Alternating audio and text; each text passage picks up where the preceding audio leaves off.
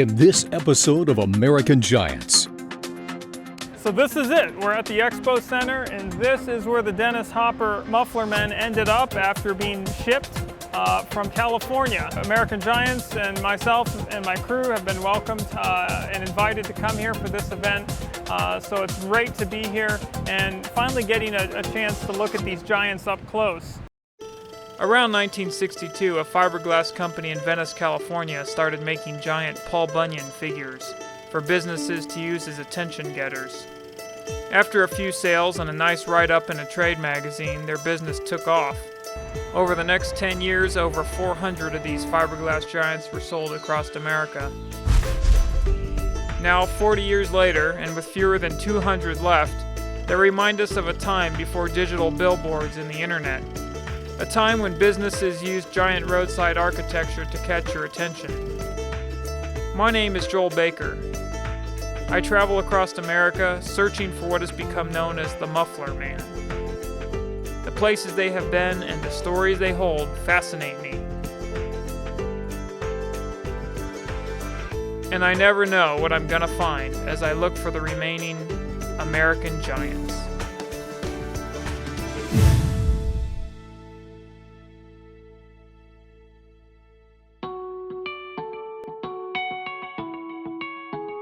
Basically, Dennis Hopper in 2000, for one of his art projects, had taken notice of Muffler Men. He obviously had driven by the Muffler Man in Malibu many times, and Mobil Man, which is the second Muffler Man he copied, is a much lesser known Muffler Man, but I believe he saw a picture in a magazine of this Mobil Man in front of a Mobil gas station, old black and white picture with the giant standing there holding a banner, a giant banner, advertising some kind of stamps way back in the day.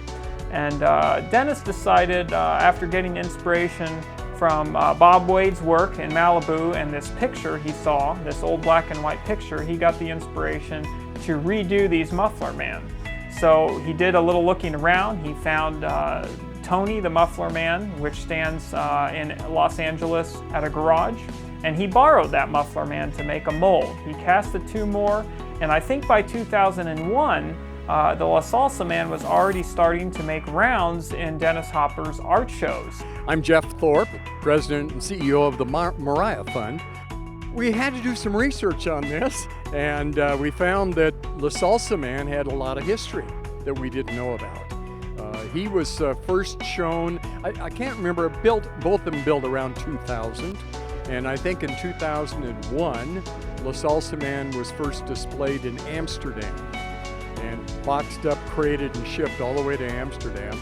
Then later that year at Paris, at a museum, then on to Vienna, and later then in Melbourne, Australia. While the La Salsa Muffler Man was getting all the attention, somehow Mobil Man was only exhibited once.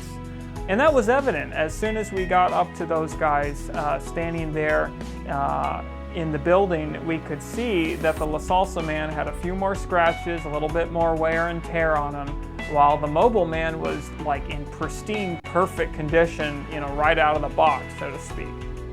The Mobil Man behind me was first, and I think the only time, shown to the public in June of 2010 at the Museum of Modern Art. And Dennis Hopper died in March of 10, and he was aware that it was being shown. And the companion, La Salsa Man, was also displayed there. So they've then been sitting in a warehouse in Los Angeles for Dennis Hopper's trust to an estate to come to an end. And they offered to contribute both of them to the Carnegie Art Center here. The woman that had been talking to Joel back and forth on these emails from the very beginning was named Summer. This lady could not have been any cooler. She was with us the majority of the day, answering all of our questions and showing us around. She's the one who's in charge of what Dodge City is going to do with these Muffler Men. I think she said they're valued at like $100,000 each, which is pretty impressive. I'm Summer Bates, and I'm the Executive Director of the Carnegie Center for the Arts in Dodge City. We are an art center that functions inside a historic Carnegie library. Back in November, I got this certified letter from the Dennis Hopper Art Trust. Well, it wasn't what I expected, because when I opened it, there's this letter talking about these two massive sculptures that Dennis had created, and that the Art Trust was wanting to donate them to the Dodge City Area Arts Council. I was a little surprised, and at the same time, I was like really excited about it. So I presented it to the board, and we discussed it, and it took us several months to figure it out. It's like, if we could figure out how to get them here, then yes, we would like to accept the donation. Obviously, Summer had some huge issues to deal with when the Dennis Hopper Foundation offered these giants to the city of Dodge City. And somebody who was very influential in helping her in this problem was Jeff Thorpe. The Moriah Fund is a private foundation funded solely by our casino here in Dodge City. And Moriah Fund has a single mission. We grant those funds back out for the development of tourism in southwest Kansas. So the director, Summer Bates, brought together kind of a committee of, now what do we do? And I served on that. My role was probably just to talk about logistics. That was my biggest issue. So somebody had the idea about maybe setting them up in here, and so we approached Eddie Estes and the other people with Ford County, and they said it would be okay.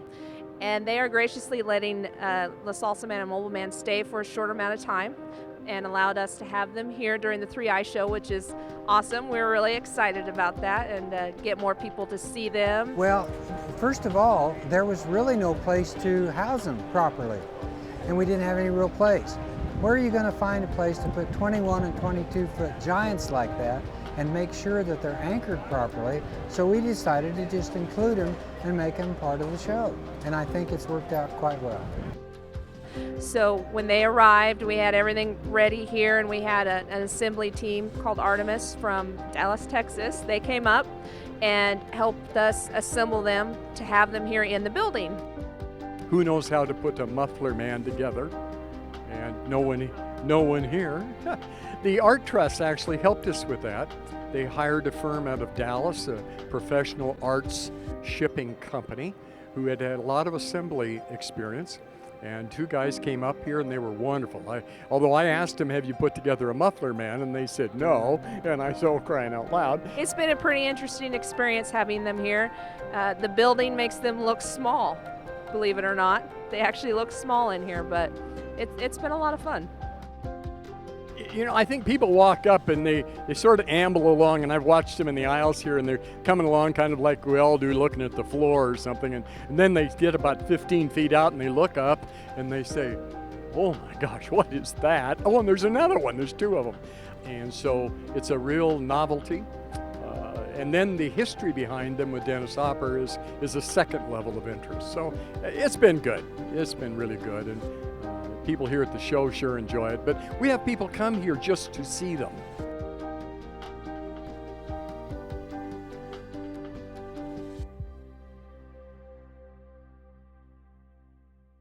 He is well traveled, and you can tell this. You know, I've had some time to look at him, and you can tell that the paint is worn in the back where he's been laid down on his back for shipping. He's been shipped. If you look at the other guy over here, this is one they call the Mobil Man. He's like brand new. His paint is completely untouched, and he's the only Muffler Man I know that has blonde hair, which is kind of interesting. This guy they call the Mobil Man, and that's very interesting to me because Muffler Men they were made for Texaco. We all know about the Big Friends. They were made for Phillips 66. We all know about the Cowboys. But you don't hear anything about Mobil. But we know that that picture from the 60s, which this man is made to resemble and be a replica of, was at a Mobil gas station. He's got their logo on his chest. So he's really unique. Dennis didn't give us a lot of notes. So you had to look it all up. International Fiberglass made a lot of Muffler Man for the oil companies. We have the Phillips 66 Cowboys, which once used to stand in Dodge City back in the 60s.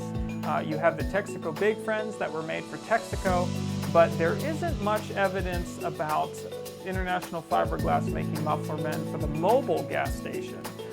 There's very few pictures that exist of a mobile muffler man. I've seen the 11 or 12-foot men that International Fiberglass made standing in front of mobile stations. But it doesn't seem that many muffler men stood in front of mobile gas stations, maybe only one or two. We also were able to meet Jan Stevens, and Jan is with the Visitors Bureau, and so she was able to share with us a little bit more about the reception that these guys have had since coming to Dodge City. Great reception. I tell you, we got them just a few months ago when we've had lots of requests from groups to come and view them. We have had a lot of Dennis Hopper fans, a lot of fans of people that like this Americana look. Dennis Hopper was born in Dodge City, Kansas, and we're thrilled to have them.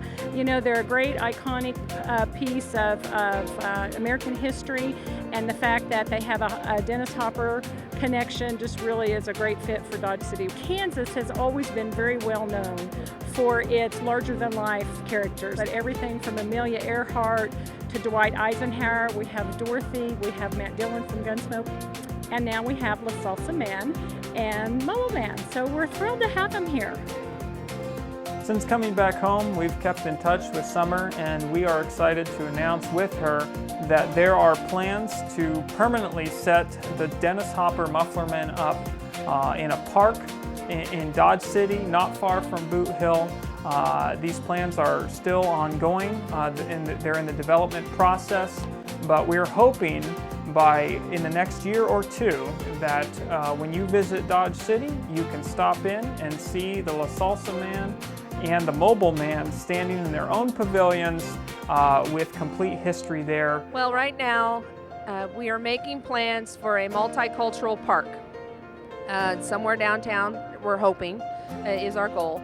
That will incorporate multicultural murals and stuff, because I really feel that these two sculptures can really embrace, part of our culture here. We have a high Hispanic culture, and of course, Caucasians, as well as many, many others. So we want to make a really fun and groovy place where people can come and hang out. That could be the home for Mobil Man and La Salsa Man. So that's our goal. That's what we're working towards right now, and we're working towards a grant to hopefully make that happen in the future. So we are definitely looking forward in the next year or two to going back to Dodge City, to meeting some of our friends that we've made, and to get a look at the Dennis Hopper Muffler Men in their new surroundings. We're definitely going to come back.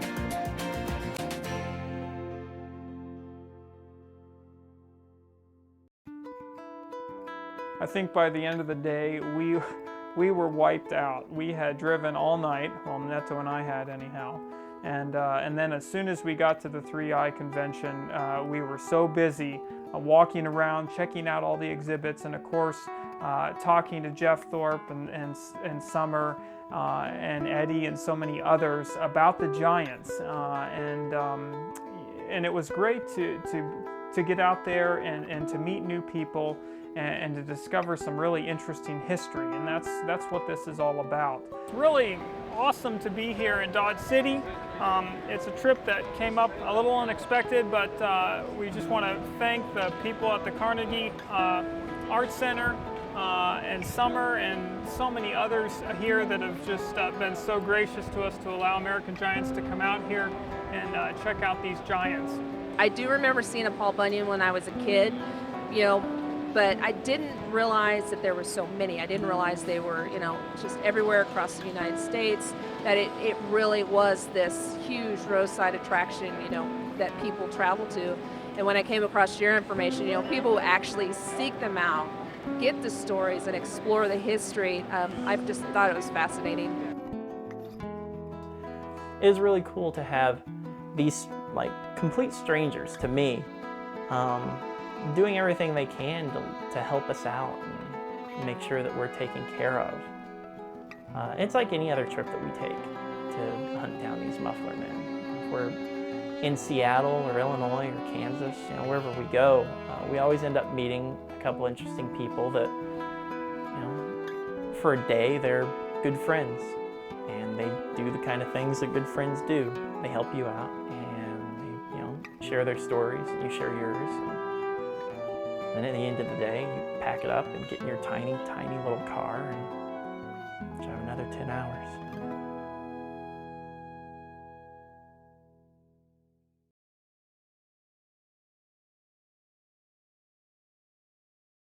Today we're in Hayward, California. We're at Bell Plastics, and Bruce Kennedy has collected 4 muffler men that are located here. He's got 2 bunions, a half-wit, and a cowboy. And we went and we bought all the rest of the molds that Bill had, which included the Uniroyal woman, which at that time, we didn't even know what we had. We turned around, waxed the mold, and started making the women. So over a 3-year period, we made 3 of the women, along with making all the rest of the other fiberglass stuff we had. I'm standing here with an extremely rare Texaco Big Friend. There are 4 of these left out of 300 that were made in 1966.